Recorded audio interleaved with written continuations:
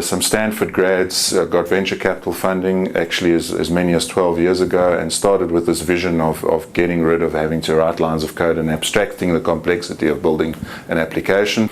Low-code programming is the notion that you can develop an application without writing lines of Java or C#, and by visually modeling the application. So you model the screens, the user interface, you model the business logic, you model the data structures, and you model the business process. And those models are integrated, but they are turned into code. From a cost perspective, the platform is very easy to learn. It's a lot easier to learn than lines of code.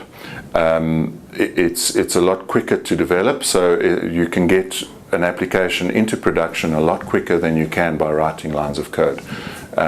Typically, you work with smaller teams and you get a lot closer to business, and your time to value is dramatically increased. You're able to very quickly mock something up, turn it into an application, and see if that is what the expectation of the business user was, and whether you're meeting that expectation. And if not, tweak it and change it very easily, because you're changing a visual model.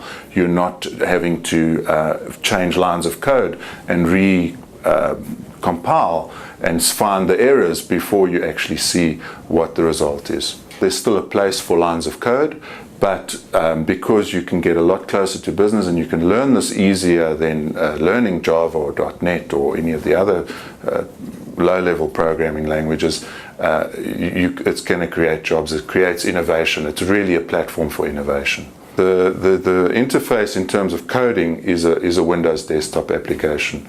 The platform that generates the code and runs the code is a cloud. It can be run in the cloud or can be run in a standard environment on-premise. We integrate very easily with existing legacy and create a layer of abstraction and a quick interface to business using the low-code programming notion or the modeling of applications.